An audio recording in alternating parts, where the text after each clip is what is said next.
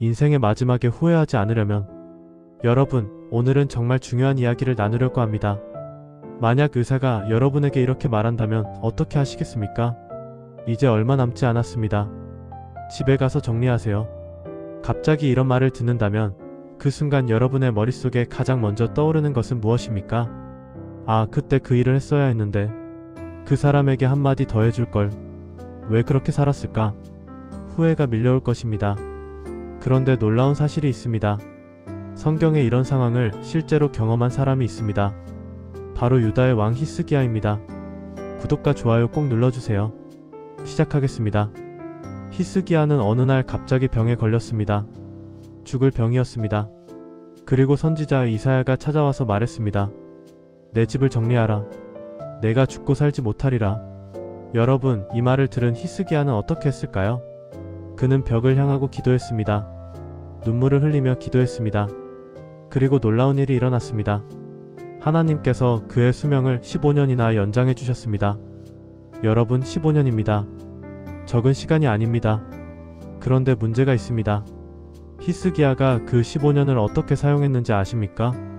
오늘 우리는 히스기야의 이야기를 통해 죽기 전에 꼭 해야 할 일이 무엇인지 배우게 될 것입니다. 그리고 인생의 우선순위를 어떻게 정해야 하는지 깨닫게 될 것입니다. 이것은 나이 드신 분들만의 이야기가 아닙니다. 오늘 살아있는 모든 사람에게 해당되는 이야기입니다. 왜냐하면 우리 중 누구도 내일을 보장받지 못했기 때문입니다. 자, 지금부터 히스기야의 이야기를 자세히 살펴보겠습니다. 오늘 이 말씀이 여러분의 남은 인생을 바꾸는 시간이 되기를 바랍니다. 먼저 히스기야가 어떤 사람인지 알아보겠습니다. 히스기야는 유다의 13번째 왕입니다. 그의 아버지는 아하스 왕이었습니다. 그런데 아하스는 어떤 왕이었습니까? 열왕기하 16장을 보면 아하스는 하나님 보시기에 악을 행한 왕이었습니다. 우상을 섬겼습니다. 심지어 자기 아들을 불 가운데로 지나가게 했습니다. 이방 민족들의 가증한 풍습을 따랐습니다. 아하스의 시대에 유다는 영적으로 타락했습니다. 성전은 문을 닫았습니다. 제사는 드려지지 않았습니다. 백성들은 하나님을 잊어버렸습니다. 이런 아버지 밑에서 자란 히스기야. 보통이라면 아버지를 따라 악한 왕이 될 수도 있었습니다. 그런데 히스기야는 달랐습니다. 열왕기하 18장 3절을 보겠습니다. 히스기야가 그의 조상 다윗이 행한 대로 여호와 보시기에 정직하게 행하여. 히스기야는 아버지 아하스를 따르지 않았습니다. 조상 다윗을 따랐습니다. 하나님 보시기에 정직하게 행했습니다. 그가 왕이 되자마자 무엇을 했습니까? 역대하 29장을 보면 그는 왕위에 오른 첫째 딸의 성전문을 열었습니다. 레위 사람들을 모아 성전을 정결하게 했습니다. 제사를 다시 드리기 시작했습니다. 여러분, 히스기야는 정말 훌륭한 왕이었습니다. 그런데 이렇게 하나님을 잘 섬긴 왕이 왜 죽을 병에 걸렸을까요? 하나님께서 왜 그에게 내가 죽을 것이다 라고 말씀하셨을까요? 히스기야가 행한 일들을 좀 더 자세히 살펴보겠습니다. 열왕기하 18장 4절입니다. 그가 산당들을 제거하며 주상들을 깨뜨리며 아세라 목상을 찍으며 모세가 만들었던 놋뱀을 이스라엘 자손이 이때까지 향을 피우므로 그것을 부수고 느우스단이라 일컬었더라. 히스기야는 산당들을 제거했습니다. 산당이 무엇입니까? 이스라엘 백성들이 하나님이 아닌 다른 신들을 섬기던 곳입니다. 오랜 세월 동안 존재해왔던 것입니다. 히스기야 이전의 왕들도 이것을 제거하지 못했습니다. 그런데 히스기야는 과감하게 제거했습니다. 주상들을 깨뜨렸습니다. 주상은 우상을 세워놓은 돌기둥입니다. 아세라 목상을 찍었습니다. 아세라는 가나안의 여신입니다.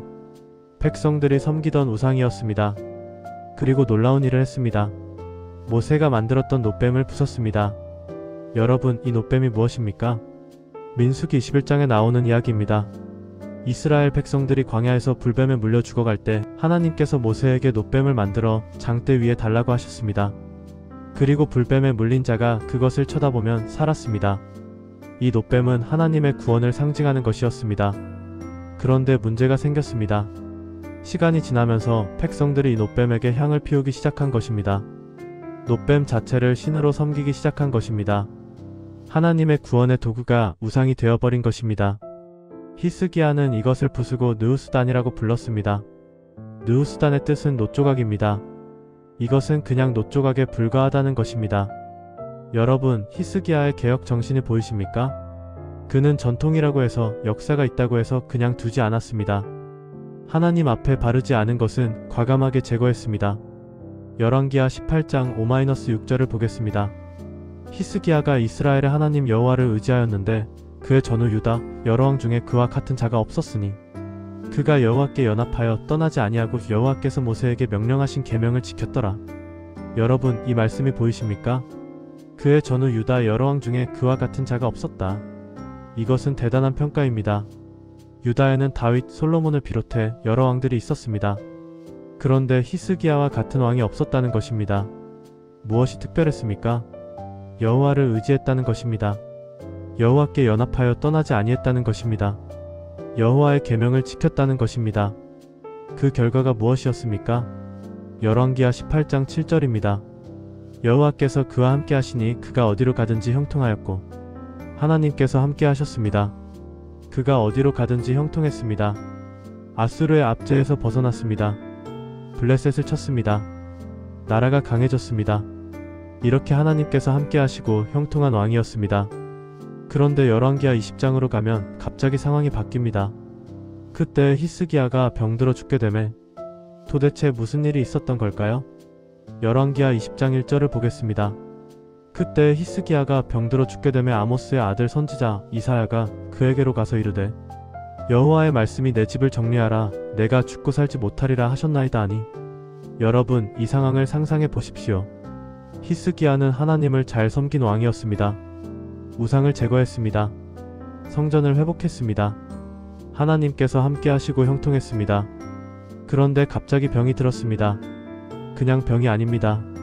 죽게 되매라고 했습니다. 죽을 병이었습니다. 그리고 선지자 이사야가 찾아왔습니다. 보통이라면 위로의 말을 해줄 것 같지 않습니까?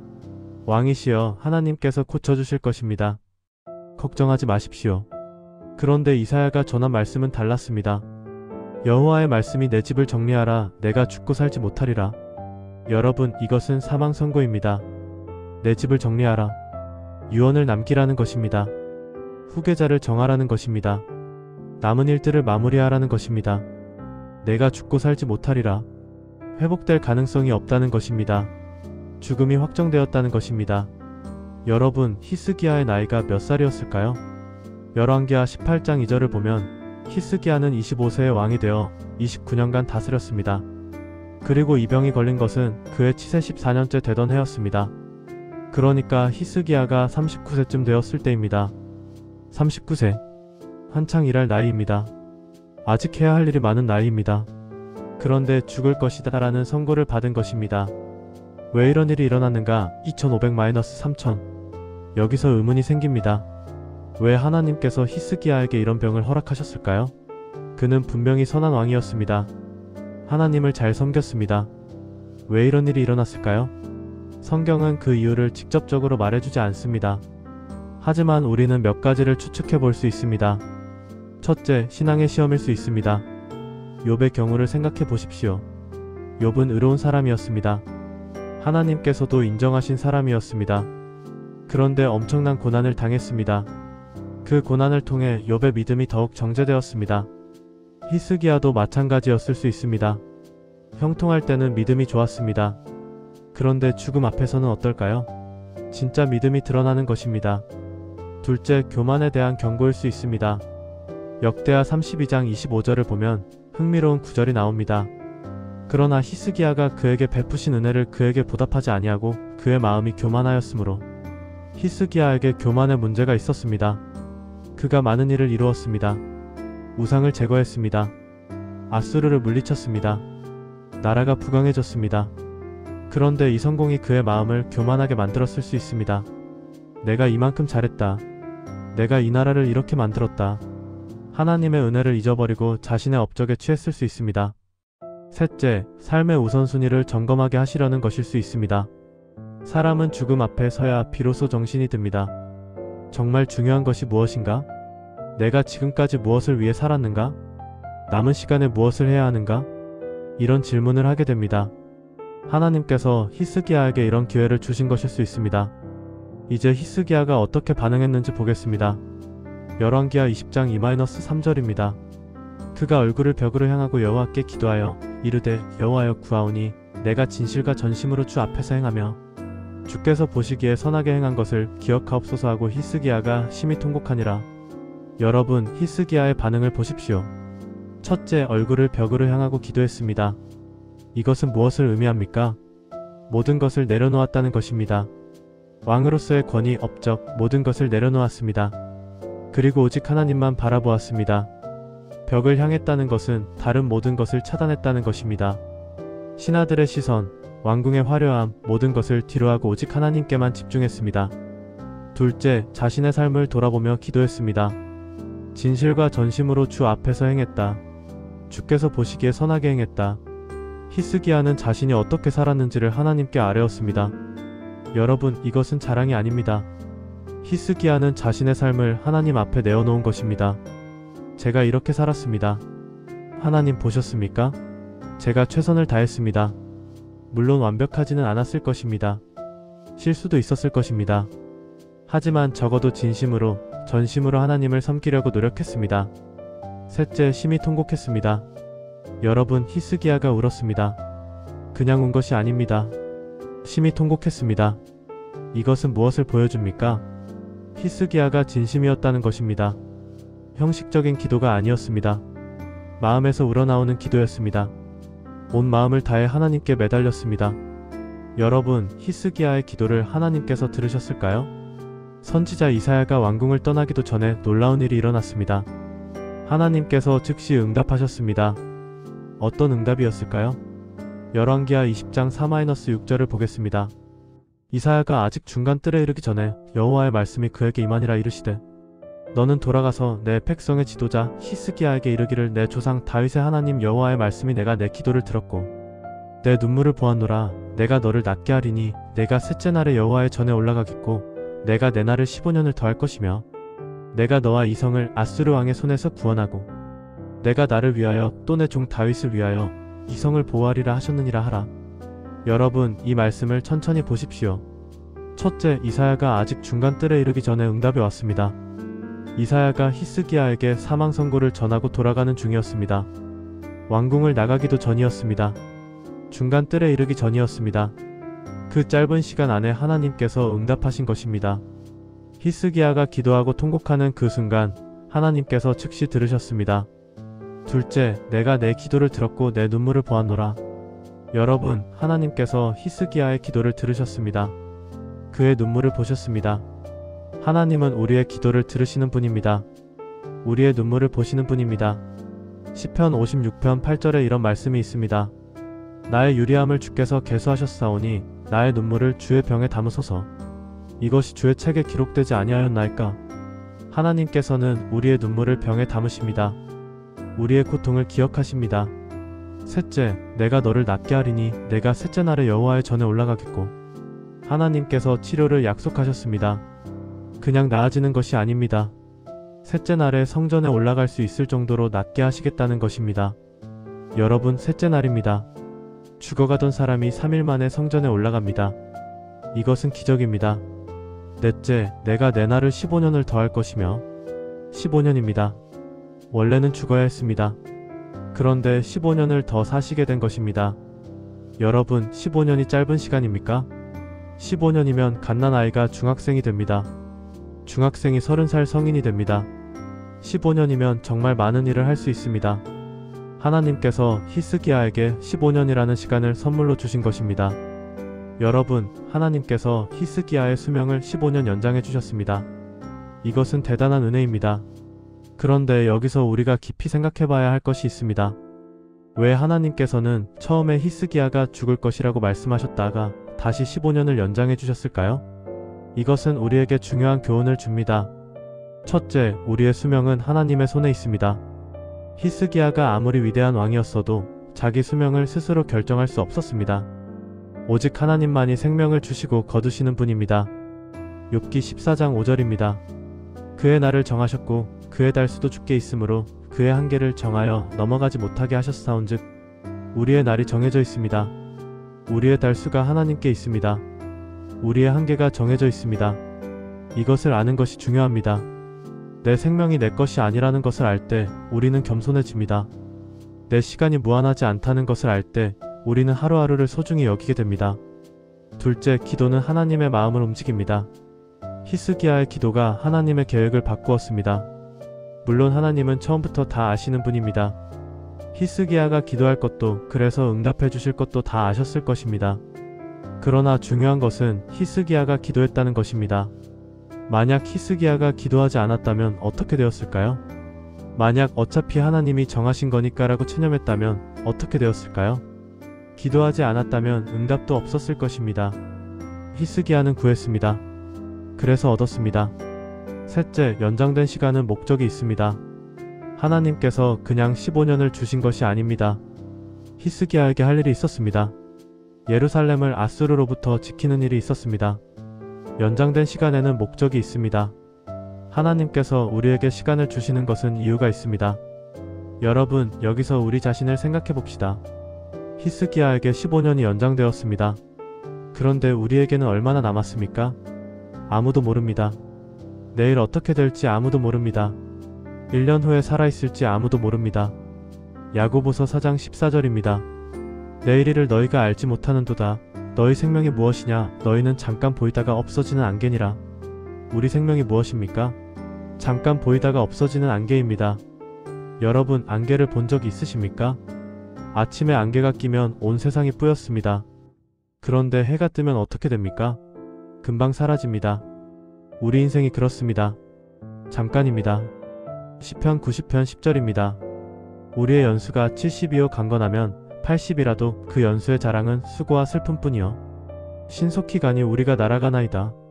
여러분, 70년이 길다고 생각하십니까? 돌이켜보면 정말 빠릅니다. 어린 시절이 엊그제 같은데 어느새 머리가 휘어졌습니다. 그래서 시편 90편 12절에서 모세가 이렇게 기도했습니다. 우리에게 우리 날 계수함을 가르치사 지혜로운 마음을 얻게 하소서. 우리 날을 계수하라고 합니다. 계수한다는 것은 무엇입니까? 세어본다는 것입니다. 남은 날이 얼마나 되는지 생각해 본다는 것입니다. 그러면 지혜로운 마음을 얻습니다. 왜 지혜로운 마음이 생깁니까? 남은 시간이 얼마 없다는 것을 알면 헛된 일에 시간을 낭비하지 않게 됩니다. 정말 중요한 일에 집중하게 됩니다. 하나님께서 히스기야에게 확실한 표징을 주셨습니다. 열왕기하 20장 8-11절입니다. 히스기야가 이사야에게 이르되 여호와께서 나를 낫게 하시고 내가 셋째 날에 여호와의 전에 올라가리까 하는 표징이 무엇이니까 하니 이사야가 이르되 여호와께서 말씀하신 일을 행하시리라 하신 표징으로서 그림자가 10도를 나아가게 하랴 10도를 물러나게 하랴 여호와께로부터 내게 이르는 것이니이다. 히스기야가 대답하되 그림자가 10도 나아가기는 쉬우니 그리 아니하고 10도를 물러나게 하옵소서 하니라. 선지자 이사야가 여호와께 간구하며 아하스의 일영표에 내려갔던 그림자로 10도를 물러나게 하셨더라. 여러분, 이것은 대단한 기적입니다. 해시계의 그림자가 10도 물러났습니다. 그림자가 앞으로 가는 것은 당연합니다. 시간이 흐르니까요. 그런데 뒤로 간다. 이것은 자연 법칙을 거스르는 것입니다. 하나님께서 히스기야에게 확실한 표징을 주신 것입니다. 내 말을 믿어라. 내가 반드시 너를 고칠 것이다. 여러분, 하나님은 약속을 지키시는 분입니다. 히스기야에게 약속하셨고 그 약속을 지키셨습니다. 표징까지 주셔서 확인시켜 주셨습니다. 우리에게도 하나님의 약속이 있습니다. 영생의 약속이 있습니다. 함께 하시겠다는 약속이 있습니다. 결코 떠나지 않겠다는 약속이 있습니다. 이 약속을 믿으십시오. 그런데 여기서 흥미로운 것이 있습니다. 하나님께서 히스기야를 어떻게 치료하셨을까요? 그냥 기적적으로 나은 것이 아닙니다. 의외의 방법이 사용되었습니다. 열왕기하 20장 7절입니다. 이사야가 이르되 무화과 뭉치를 가져다가 종기에 붙이라 하매 곧 그렇게 하였더니 히스기야가 나으니라. 무화과 뭉치를 종기에 붙였습니다. 그리고 나았습니다. 하나님께서는 기적을 베푸시면서도 자연적인 수단을 사용하셨습니다. 무화과에는 치료 성분이 있습니다. 고대부터 종기나 상처에 무화과를 붙이는 치료법이 있었습니다. 하나님께서 무화과를 붙이라고 하신 것입니다. 이것은 우리에게 중요한 교훈을 줍니다. 첫째, 기도만 하고 앉아있으면 안됩니다. 하나님께 기도하면서 동시에 할 수 있는 일을 해야 합니다. 병이 나면 기도해야 합니다. 그러나 병원도 가야 합니다. 약도 먹어야 합니다. 하나님께서 의사와 약을 통해 치료해 주실 수도 있습니다. 둘째, 하나님의 방법을 순종해야 합니다. 히스기야는 이사야의 말대로 했습니다. 무화과를 붙이라고 해서 붙였습니다. 만약 그게 무슨 효과가 있겠어? 라고 거부했다면 어떻게 되었을까요? 나아만 장군의 이야기를 생각해 보십시오. 그도 처음에는 엘리사의 말을 거부하려 했습니다. 요단강에 7번 몸을 씻으라는 말이 마음에 안 들었습니다. 그러나 결국 순종했고 치료를 받았습니다. 하나님의 방법이 우리 생각과 다를 수 있습니다. 그래도 순종해야 합니다. 여러분, 히스기야가 치료를 받고 15년을 더 살게 되었습니다. 이제 행복하게 살았을까요? 남은 시간을 잘 사용했을까요? 안타깝게도 그렇지 않습니다. 히스기야는 큰 실수를 저질렀습니다. 바벨론 왕이 사신들을 보냈습니다. 왜 보냈습니까? 히스기야가 병들었다가 나았다는 소식을 듣고 축하하러 보냈다고 합니다. 표면적으로는 그렇습니다. 그러나 바벨론의 진짜 의도는 무엇이었을까요? 당시 바벨론은 아직 작은 나라였습니다. 아수르의 지배 아래 있었습니다. 그런데 유다가 아수르에게 저항하고 있었습니다. 바벨론은 유다와 동맹을 맺어 아수르에 대항하려는 의도가 있었을 것입니다. 또한 유다의 국력을 파악하려는 의도도 있었을 것입니다. 그런데 히스기야가 어떻게 했습니까? 그 보물꽃집과 은과 금과 향료와 보배로운 기름과 그 무기과 그 보물 창고에 있는 모든 것을 그들에게 보여주니 다 보여주었습니다. 국가 기밀을 다 공개한 것입니다. 재정상태, 군사력, 모든 것을 다 보여준 것입니다. 그의 집과 그의 온 나라에 있는 것 중에 히스기야가 그들에게 보이지 아니한 것이 없더라. 보이지 않은 것이 없었습니다. 전부 다 보여준 것입니다. 왜 히스기야가 이렇게 했을까요? 역대하 32장 31절을 보면 힌트가 나옵니다. 그러나 바벨론 방백들이 그 땅에 나타난 이적을 묻고자 하여 사신을 그에게 보내었을 때에 하나님이 히스기야를 떠나사 그를 시험하시고 그 마음에 있는 것을 다 알고자 하셨더라. 하나님께서 히스기야를 시험하셨습니다. 어떻게 시험하셨습니까? 잠깐 떠나셨습니다. 하나님의 임재가 느껴지지 않는 상황에서 히스기야가 어떻게 행동하는지 보신 것입니다. 그리고 히스기야의 마음에 있는 것이 드러났습니다. 무엇이 있었습니까? 교만이 있었습니다. 역대하 32장 25절입니다. 그러나 히스기야가 그에게 베푸신 은혜를 그에게 보답하지 아니하고 그의 마음이 교만하였으므로 히스기야의 마음이 교만해졌습니다.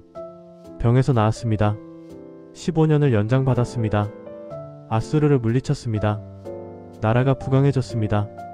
이 모든 것이 하나님의 은혜인데 히스기야는 자기 것처럼 자랑했습니다. 바벨론 사신들 앞에서 자기 보물을 자랑했습니다. 이것 봐라, 저것 봐라, 내가 이만큼 가지고 있다. 여러분, 이것이 얼마나 위험한지 아십니까? 히스기야의 이 행동이 어떤 결과를 가져왔는지 아십니까? 선지자 이사야가 예언한 내용이 충격적입니다. 열왕기하 20장 14-18절을 보겠습니다. 선지자 이사야가 히스기야 왕에게 나아와서 그에게 이르되 이 사람들이 무슨 말을 하며 어디서 왕에게 왔나이까 하니 히스기야가 이르되 먼 나라 바벨론에서 왔나이다 하더라. 이사야가 이르되 그들이 궁에서 무엇을 보았나이까 하니 히스기야가 대답하되 내 궁에 있는 것을 그들이 다 보았으며 내 보물 중에 그들에게 보이지 아니한 것이 없나이다 하니라. 이사야가 히스기야에게 이르되 여호와의 말씀을 들으소서. 때가 이르리니 내 궁중의 모든 것과 내 조상들이 오늘까지 쌓아둔 것이 바벨론으로 옮겨지고 남은 것이 없으리라. 여호와의 말씀이니이다. 또 내 몸에서 날 내 자손들 내가 낳은 자들 중에서 사로잡아가서 그들이 바벨론 왕의 궁전에서 내 시가 되리라 하니라. 여러분, 이것이 예언입니다. 히스기야가 자랑스럽게 보여준 모든 것, 금, 은, 보물, 무기 그 모든 것이 바벨론으로 옮겨질 것입니다. 그리고 히스기야의 자손들이 사로잡혀 갈 것입니다. 바벨론 왕의 궁전에서 내시가 될 것입니다. 실제로 이 예언은 이루어졌습니다. 히스기야가 죽은 후 약 100년 뒤 바벨론이 유다를 침공했습니다. 예루살렘이 함락되었습니다. 성전이 파괴되었습니다. 백성들이 바벨론으로 끌려갔습니다. 다니엘도 그때 끌려간 사람 중 하나였습니다. 다니엘서 1장을 보면 다니엘과 그의 친구들이 바벨론 왕궁에서 시종을 들게 되었습니다. 히스기야의 한순간의 교만이 이런 결과를 가져온 것입니다. 히스기야의 반응. 그런데 더 충격적인 것은 이 예언을 들은 히스기야의 반응입니다. 열왕기하 20장 19절입니다. 히스기야가 이사야에게 이르되 당신이 말한 여호와의 말씀이 선하도다 하고 또 이르되 내 시대에 평안과 진실이 있으리로다 하니라. 여러분, 이 말씀이 무슨 뜻입니까? 히스기야는 이렇게 생각한 것입니다. 내 시대에는 평안하겠구나. 재앙이 오더라도 내가 죽은 다음이니 괜찮다. 충격적이지 않습니까? 자기 자손들이 사로잡혀 간다는데 내 시대에는 평안하겠다. 자기 나라가 멸망한다는데 내가 죽은 다음이니 괜찮다. 이것이 히스기야의 마음이었습니다. 여러분, 우리는 여기서 교훈을 얻어야 합니다. 연장된 15년 동안 히스기야가 어떻게 변했습니까? 처음에 죽을 병에 걸렸을 때 그는 벽을 향해 통곡하며 기도했습니다. 그런데 15년이 연장되고 아수르를 물리치고 나라가 부강해지자 교만해졌습니다. 하나님의 은혜를 잊어버렸습니다.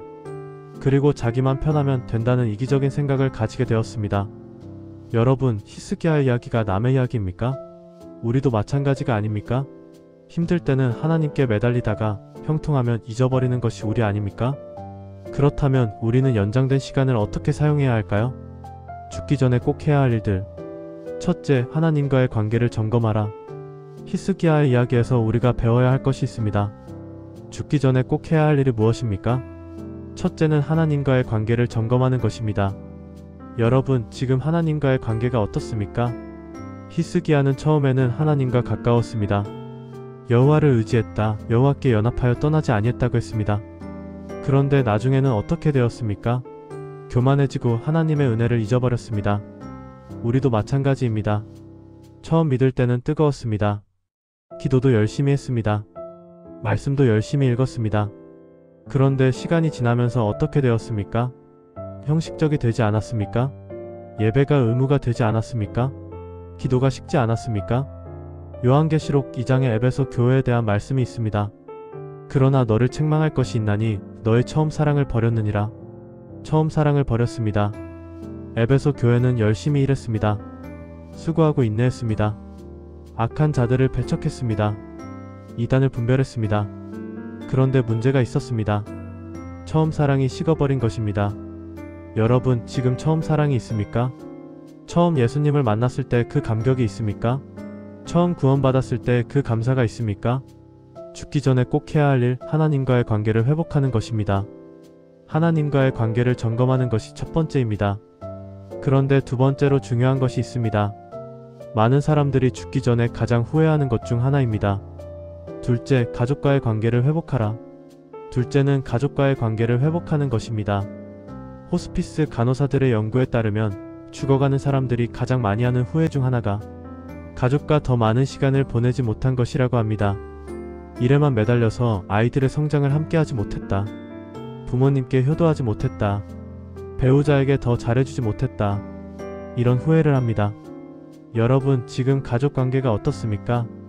부모님과의 관계는 어떻습니까? 부모님이 살아계신다면 감사한 일입니다. 얼마나 자주 찾아뵙습니까? 얼마나 자주 연락합니까? 자녀와의 관계는 어떻습니까?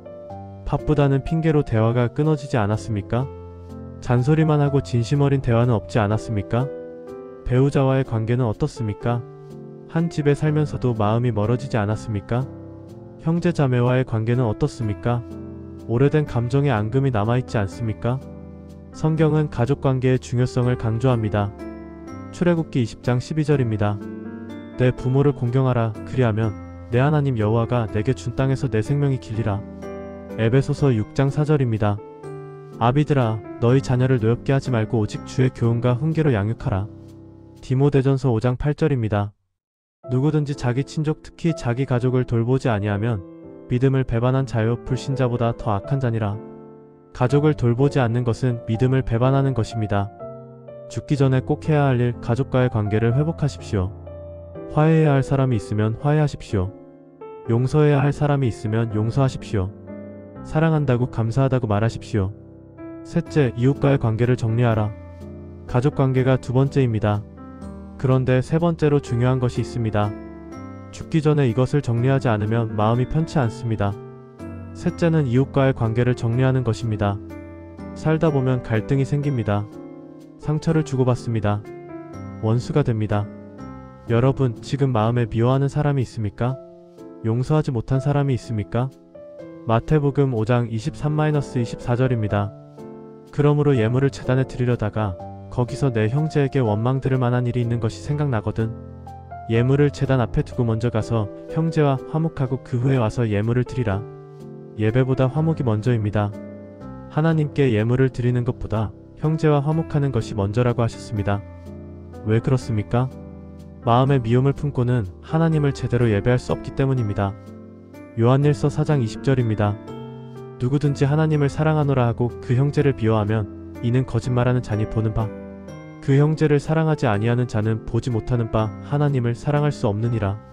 형제를 미워하면서 하나님을 사랑한다고 할 수 없습니다. 죽기 전에 꼭 해야 할 일 미움을 내려놓으십시오. 용서하십시오. 화해하십시오. 그 사람이 먼저 잘못했는데 내가 왜?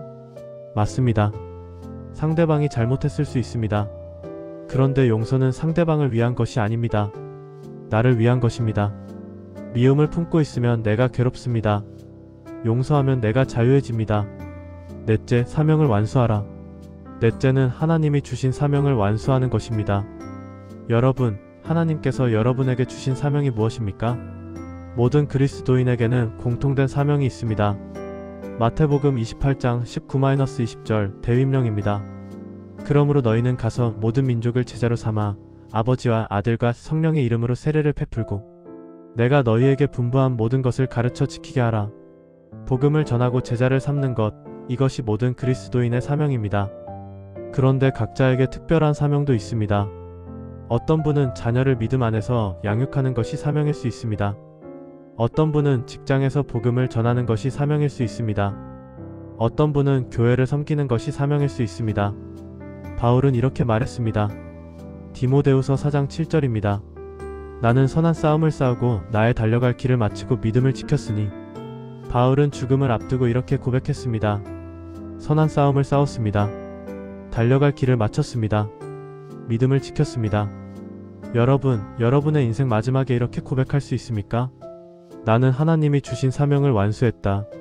아직 하지 못했다면 지금 시작하십시오. 이제 4가지를 말씀드렸습니다.